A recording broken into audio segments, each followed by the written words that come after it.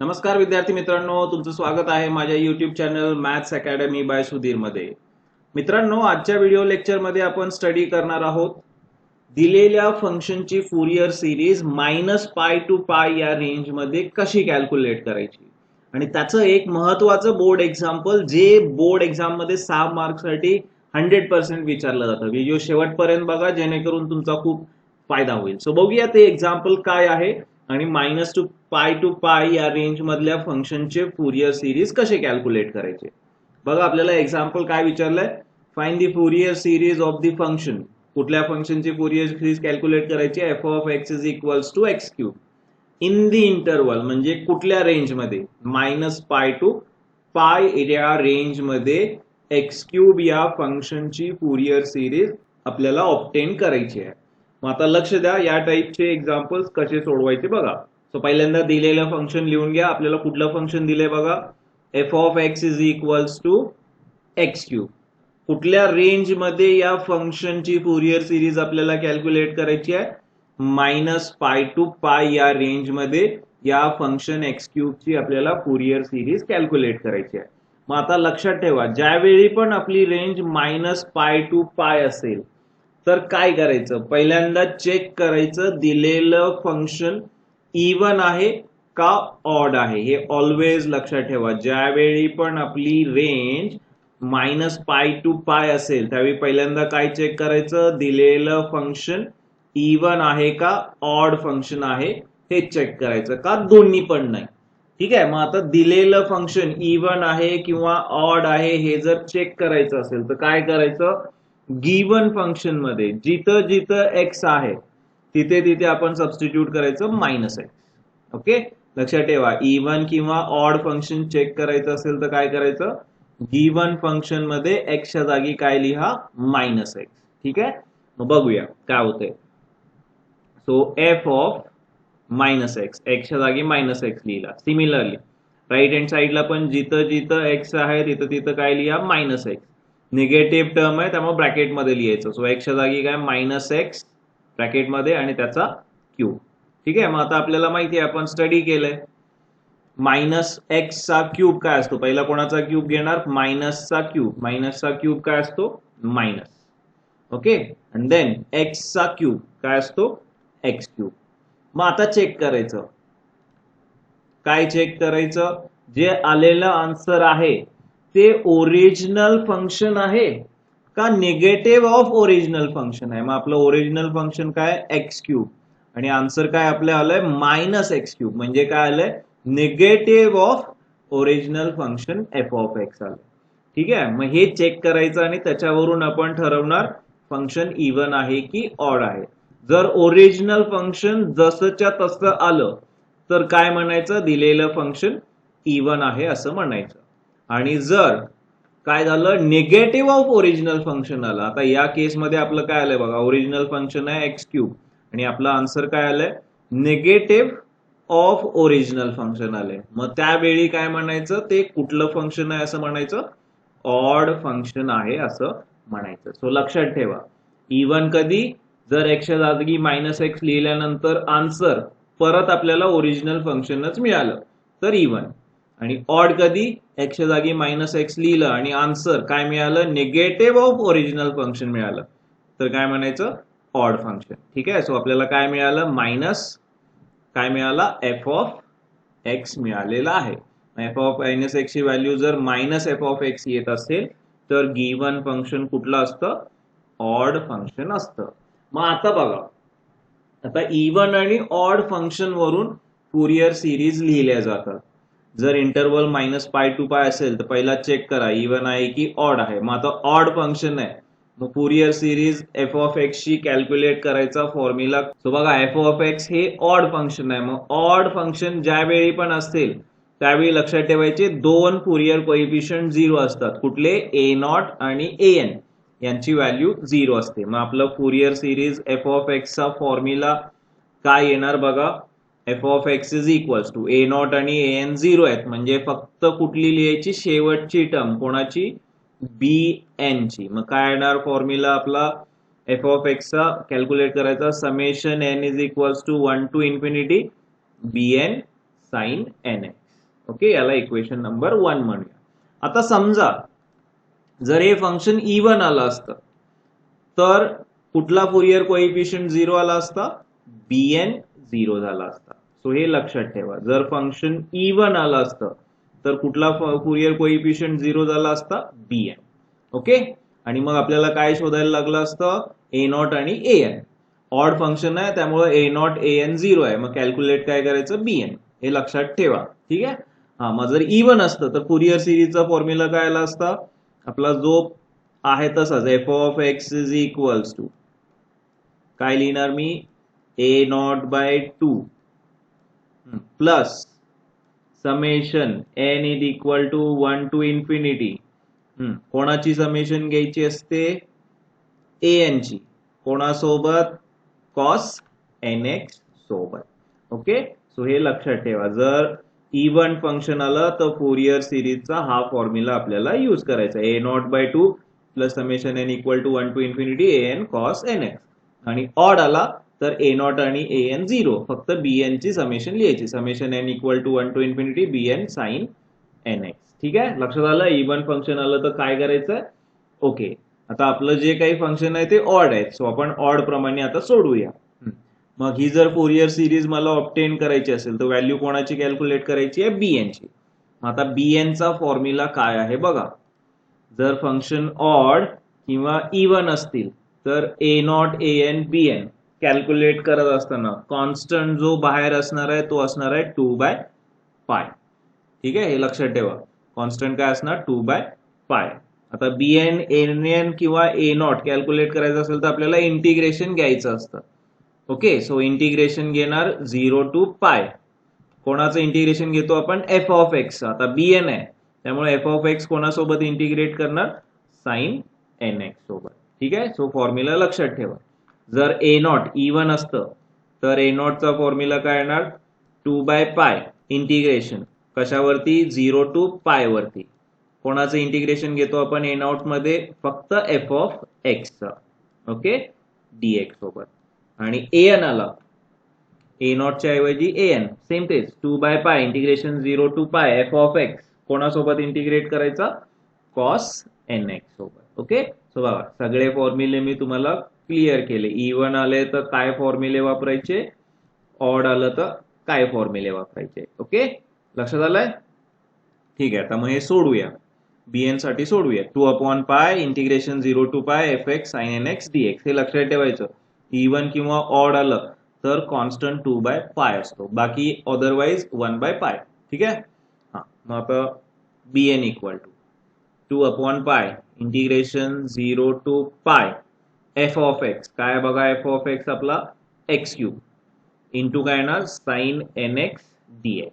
आता हे इंटिग्रेशन मला सोडवायचं आहे, कसला रूल वापरून, generalize by parts rule use करून. का, कारण x³ हे कुठलं फंक्शन आहे, अल्जेब्राइक फंक्शन आहे, आणि साइन x हे कुठलं फंक्शन आहे, ट्रिग्नोमेट्रिक फंक्शन आहे. मग मी याच्या आधी सुद्धा तुम्हाला सांगितलंय, ज्यावेळी पण अल्जेब्राइक आणि ट्रिग्नोमेट्रिकची मल्टिप्लिकेशन येईल किंवा अल्जेब्राइक आणि एक्सपोनेन्शियलची मल्टिप्लिकेशन येईल त्यावेळी इंटिग्रेशन सोडवण्यासाठी आपण generalize by parts rule use करतो. काय असतो जनरलाइज बाय पार्ट्स रूल, पहिलं फंक्शन आहे तसं दुसऱ्याचं इंटिग्रेशन मायनस, नंतर काय करायचं, पहिल्याचं डेरिव्हेटिव्ह दुसऱ्याचं इंटिग्रेशन, कंटिन्यू करत जायचं, मायनस नंतर प्लस, पहिल्याचं डेरिव्हेटिव्ह दुसऱ्याचं इंटिग्रेशन, प्लस नंतर मायनस, पहिल्याचं डेरिव्हेटिव्ह दुसऱ्याचं इंटिग्रेशन. कधीपर्यंत हे करत जायचं, जोपर्यंत डेरिव्हेटिव्ह 0 येत नाही तोपर्यंत. ठीक आहे. हा, मग वापरूया हा जनरलाइज बाय पार्ट्स रूल आपल्या या इंटिग्रल साठी. So bn is equal to 2/π आहे तसा. आता हे बाय पार्ट्स रूल आपण ब्रॅकेट मध्ये अप्लाय करूया केअरफुली. हा, आता x³ म्हणजे काय, u, आणि साइन nx म्हणजे काय, v. मग काय आहे बघा आपला जनरलाइज बाय पार्ट्स रूल, पहिला काय करायचं, फर्स्ट फंक्शन u आहे तसं ठेवायचं x³, नंतर काय करायचं, दुसरं फंक्शन v जे आहे त्याचं इंटिग्रेशन, v1 v2 v3 म्हणजे इंटिग्रेशन, u', म्हणजे डेरिव्हेटिव्ह. ठीक आहे. सो आता काय करायचं, साइनचं इंटिग्रेशन घ्यायचं. मग आपल्याला फॉर्म्युला माहिती आहे काय असतो, साइन nx चा integration minus cos nx upon n. So sine nx चा इंटिग्रेशन काय येणार, minus cos nx divided by n, x चा कोएफिशियंट. ठीक आहे. प्लस नंतर मायनस. आता काय करायचं, पहिल्याचं derivative. X cube power function आहे, पॉवर फंक्शनचं डेरिव्हेटिव्ह काय, power as it is into base x आणि raise to power -1, 3 - 1 2. So x क्यूबचं डेरिव्हेटिव्ह 3x² इंटू, आता काय करायचं आहे, दुसऱ्याचं इंटिग्रेशन. एवढंच आहे जनरलाइज बाय पार्ट्स रूल, खूप सिंपल आहे. हा, पण डेरिव्हेटिव्ह इंटिग्रेशन घेत असताना पहिला कॉन्स्टंट बाहेर लिहायचे. तर मायनस कॉस nx/n मध्ये कॉन्स्टंट कोण आहे, मायनस, आणि हा डिवायडेड बाय n हा कॉन्स्टंट आहे. सो इंटिग्रेशनच्या बाहेर लिहूया. ओके, आणि जे राहिलंय फंक्शन त्याचं इंटिग्रेशन, कुठलं फंक्शन राहिलं, cos nx. मग फॉर्म्युला आठवा cos nx चा, काय बघा cos nx चं integration sin nx upon n. So cos nx चं इंटिग्रेशन इथं लिहितो sin nx divided by n. मग इथं डिनॉमिनेटरला काय होणार, n इंटू n म्हणजे काय होणार, n². ठीक आहे, नंतर मायनस नंतर प्लस. ओके, आता काय करायचं आहे, परत तेच, पहिल्याचं डेरिव्हेटिव्ह दुसऱ्याचं इंटिग्रेशन. हा पहिला मग 3x² चं डेरिव्हेटिव्ह घेऊया. पहिला कॉन्स्टंट आहे तसे ठेवायचे. कुठला कॉन्स्टंट आहे, 3 आहे तसा. डेरिव्हेटिव्ह कोणाचं, फंक्शनचं. x² चं डेरिव्हेटिव्ह काय असतं, 2x. सो 3 इंटू x² चं डेरिव्हेटिव्ह 2x. आणि आपल्याला माहिती आहे 3 इंटू 2x म्हणजे काय, 6x. हे डायरेक्ट करायचं आपण एक्झाम मध्ये. x² चं डेरिव्हेटिव्ह 2x आणि इंटू 3 6x. ठीक आहे, पहिल्याचं डेरिव्हेटिव्ह घेतलं इंटू दुसऱ्याचं इंटिग्रेशन. म्हणजे कोणाचं इंटिग्रेशन घ्यायचं आहे, मायनस साइन nx अपॉन n²चं. सो पहिला कॉन्स्टंट बाहेर लिहा. कुठला आहे कॉन्स्टंट, मायनस, आणि डिवायडेड बाय n². हे कॉन्स्टंट आहे, बाहेर लिहिले. आता इंटिग्रेशन कोणाचं घ्यायचं, साइन nx. काय बघा फॉर्म्युला साइन nx च्या इंटिग्रेशनचा, minus cos nx upon n. व्यवस्थित लिहा. हा मायनस कॉन्स्टंट आहे, तो आहे तसंच ठेवायचं, कन्फ्यूज नाही व्हायचं. आता इंटिग्रेशन घ्या, साइन nx चं इंटिग्रेशन काय आहे, मायनस कॉस nx आणि डिवायडेड बाय n. मग काय होणार, हा मायनस काय होणार, प्लस होणार. ठीक आहे, आणि n² इंटू n म्हणजे काय होणार, n³. सो काय सिम्प्लिफाय होतंय, cos nx divided by n³. ठीक आहे, पुढे प्लस नंतर मायनस. आता काय करायचं, परत तेच, पहिल्याचं डेरिव्हेटिव्ह 6x चं डेरिव्हेटिव्ह, kx चं डेरिव्हेटिव्ह काय असतं, k. सो 6x चं डेरिव्हेटिव्ह 6 इंटू दुसऱ्याचं integration cos nx upon n³ चं इंटिग्रेशन. पहिला कॉन्स्टंट बाहेर लिहा. कुठला कॉन्स्टंट आहे, न्यूमरेटरला काही कॉन्स्टंट नाही, डिनॉमिनेटरला आहे n³. So divided by n³ हा कॉन्स्टंट आहे तसा. आता इंटिग्रेशन कोणाचं घ्यायचं, फंक्शन. कुठलं फंक्शन, cos nx. काय फॉर्म्युला cos nx चं इंटिग्रेशनचा, sin nx upon n. So cos nx चं इंटिग्रेशन येणार sin nx divide by n. मग डिनॉमिनेटरला काय होणार, n³ इंटू n म्हणजे काय, n⁴. ठीक आहे, पुढे मायनस नंतर परत काय, प्लस. काय, पहिल्याचं डेरिव्हेटिव्ह 6 कॉन्स्टंट, डेरिव्हेटिव्ह काय 0. मी मागे सांगितलं होतं प्रोसिजर कधीपर्यंत करायची आहे, जोपर्यंत डेरिव्हेटिव्ह 0 येत नाही तोपर्यंत. डेरिव्हेटिव्ह 0 आलं सो त्याच्या आधीच्या स्टेपला थांबा, संपला, आपलं इंटिग्रेशन कम्प्लीट झालेलं आहे. मग आता काय करूया, लिमिट लिहूया. काय आहेत लिमिट ऑफ इंटिग्रेशन, 0 टू पाय. लोअर लिमिट 0, अप्पर लिमिट पाय. ठीक आहे, आता काय करायचे, हे लिमिट्स या आपल्या आलेल्या आन्सर मध्ये एक्सच्या जागी सबस्टिट्यूट करायचं. पहिलं कुठलं लिमिट सबस्टिट्यूट करायचं, पाय.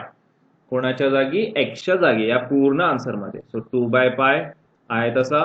आता जिथं जिथं एक्स आहे तिथं तिथं काय लिहूया, अप्पर लिमिट पाय लिहूया. ठीक आहे, मग काय तर बघा, एक्सच्या जागी पाय लिहिल्यावर pi cube into minus cos n pi divided by n minus 3π² into minus sine n pi divided by n² plus 6π into cos n pi divided by n³ minus 6 into sine n pi upon n⁴. Okay, so प्रत्येक ठिकाणी upper limit substitute केलं. आता काय करायचं, lower limit substitute करायचं. पण पहिला काय करायचं, मायनस घ्यायचं आणि मग लोअर लिमिट सबस्टिट्यूट करायचं. मायनस, आता सेम त्याच आन्सर मध्ये जिथं जिथं एक्स आहे तिथं तिथं लोअर लिमिट 0 लिहा. सो 2/पाय आहे तसा. आता जिथं जिथं एक्स आहे तिथं 0 लिहूया. काय येतं बघा, पहिला 0चा क्यूब म्हणजे 0 आणि 0 इंटू एनिथिंग काय ना 0. सो पहिली टर्म काय झाली, 0 झाली. जी टर्म 0 येईल तिथं डायरेक्टली 0 लिहून टाका, जास्त विचार करू नका. मायनस, परत बघा 3 इंटू एक्सच्या जागी 0 लिहिलं, 0चा स्क्वेअर 0, 3 इंटू 0 0 आणि 0 इंटू एनिथिंग 0, म्हणजे दुसरी टर्म पण काय झाली 0 झाली. ठीक आहे. ओके, कॅल्क्युलेशन बघा किती सिंपल असतात. प्लस 6 इंटू 0, एक्सच्या जागी 0 लिहिला. 6 इंटू 0 म्हणजे काय 0. ठीक आहे. आणि 0 इंटू एनिथिंग 0. पुढे minus 6 into sine n into 0 म्हणजे 0. So sine 0 divided by n raise to 4. ठीक आहे. सो दिलेल्या फंक्शन मध्ये अप्पर लिमिट पाय आणि लोअर लिमिट 0 सबस्टिट्यूट केलं. आता सिम्प्लिफाय करूया.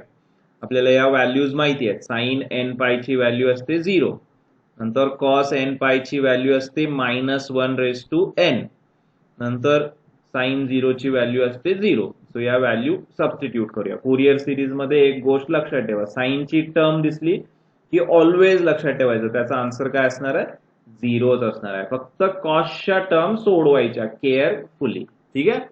मग आता ज्या ज्या साइनच्या टर्म्स आहेत त्या 0च होणार. सो bn इक्वल टू 2/पाय ब्रॅकेटमध्ये बघा, पहिलं काय येणार पाय क्यूब, कॉस आहे त्यामुळे सोडवा व्यवस्थित, pi cube into minus cos N pi. काय बघा, कॉस एन पाय ची व्हॅल्यू -1 रेज टू n. हा मायनस आपला ऑलरेडी आहे, आणि मग कॉस एन पाय ची value -1 raise to n divided by n. ठीक आहे. मायनस आता बघा साइन n पाय, साइन ची टर्म दिसली की लक्षात ठेवायचं त्याचा आन्सर काय 0, आणि 0 into anything 0. Plus 6 pi into cos ची टर्म आहे त्यामुळे 0 होणार नाही, त्याचा आन्सर लिहावा लागेल. कॉस n पाय काय value -1 raise to n divided by n cube. Minus परत बघा साइन ची टर्म आली म्हणजे त्याचा आन्सर काय 0. साइन n पाय काय असतो 0 असतो, आणि 0 इंटू एनिथिंग 0 म्हणजे शेवटची टर्म पण 0 झाली. ठीक आहे. पुढे मायनस 2/पाय ब्रॅकेटमध्ये, हे 0 आहे, हे 0 आहे, हे 0 आहे, सगळं 0 आहे, फक्त ही लास्टची टर्म लिहायची. मायनस 6 इंटू साइन 0, साइन ची टर्म म्हणजे आन्सर काय 0. बघा sign 0 0, so 0/n raise to 4 म्हणजे परत काय 0. ओके, सिम्प्लिफाय करूया. bn इज इक्वल्स टू, ठीक आहे, बघा काय तर 2, आणि दोन्ही टर्म जर तुम्ही याच्यामध्ये ऑब्झर्व केल्या तर याच्यातून कॉमन काय निघतो -1 रेज टू n. दोन्ही टर्म मधून काय होतो कॉमन निघतो. सो तो आपण ब्रॅकेटच्या बाहेर लिहूया. आता -1 रेज टू n कॉमन घेतलाय. आता रिमेनिंग टर्म लिहूया. बघा पहिल्या टर्म मधून आपण -1 रेज टू n कॉमन घेतला म्हणजे काय राहणार ते सोडून बाकीचं सगळं राहणार. पाय क्यूब इंटू -n हे राहणार, पण त्याच्यासोबत मी हा पाय पण डिवाइड करतो. पाय क्यूबला जर पायने डिवाइड केलं तर काय होणार, 3 मधला 1 पाय कॅन्सल होणार आणि काय राहणार 2 पाय. So pi square minus divided by काय येणार n. ठीक आहे, minus pi square divide by n. Okay, आता काय करूया, दुसऱ्या टर्म मधून -1 रेज टू n कॉमन करू, plus -1 raise to n common घेतला म्हणजे काय राहतं 6 पाय अपॉन n क्यूब. याला पण कशाने डिवाइड करायचं पायने. मग जर 6 पायला पायने डिवाइड केलं तर काय होतं पाय आणि पाय कॅन्सल होतं म्हणजे काय राहणार 6 डिवायडेड बाय n क्यूब. ठीक आहे, लक्षात आलं. ओके, आणि ही लास्टची टर्म काय 0 आहे. -6 इंटू 0 म्हणजे 0, आणि -2 पाय इंटू 0 म्हणजे 0. सो ही टर्म लिहिली नाही तरी चालते. सो आपल्याला व्हॅल्यू मिळाली कोणाची bn याची, आणि हीच आपल्याला कॅल्क्युलेट करायची होतं. लास्ट स्टेपला काय करायचं, ही जी काही bn ची व्हॅल्यू आहे ती कुठे सबस्टिट्यूट करायची आपल्या फुरियर सिरीज इक्वेशन 1 मध्ये. ठीक आहे, करूया substitute. So therefore f of x म्हणजे काय x³ हे फंक्शन आहे, त्याची आपल्याला फुरियर सिरीज कॅल्क्युलेट करायची. Equal to summation n equal to 1 to infinity bn ची व्हॅल्यू काय 2 into -1 raise to n into -π² plus 6/n³, आणि इंटू काय राहिलं bn ला कशाने मल्टिप्लाय करायचं आहे साइन nx. ही bn ची व्हॅल्यू याला मल्टिप्लाय करा साइन nx. ठीक आहे, आणि हीच काय झाली आपली रिक्वायर्ड फुरियर सिरीज कोणाची x³ या फंक्शनची. फक्त लास्टला लक्षात ठेवायचं कुठला कॉन्स्टंट असेल तर तो समेशनच्या बाहेर लिहायला विसरायचं नाही. मग आता बघा याच्यामध्ये कॉन्स्टंट कुठला आहे, n च्या टर्म सोडून बाकी सगळं कॉन्स्टंट. मग काय आहे 2 हा कॉन्स्टंट आहे.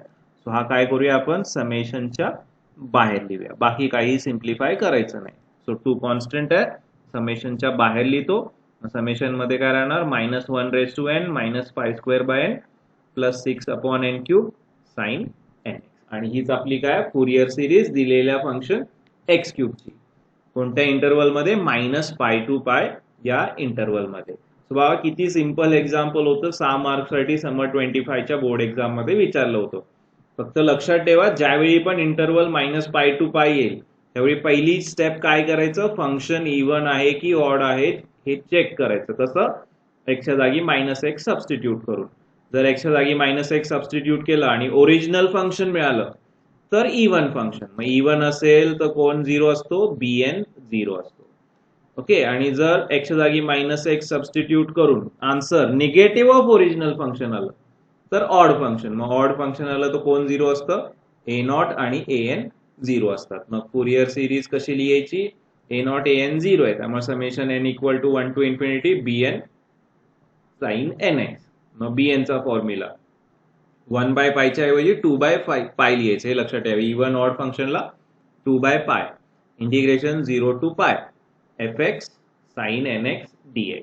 बाय पार्ट्स रूल यूज करा, जनरलाइज आणि bn कॅल्क्युलेट करा. सिंपल एक्झाम्पल आहे. 6 मार्क्स साठी बोर्ड एक्झाम मध्ये 100% विचारलं जातं. जर तुम्हाला व्हिडिओ आवडला असेल तर नक्की माझ्या युट्यूबच्या कमेंट मध्ये कमेंट करा.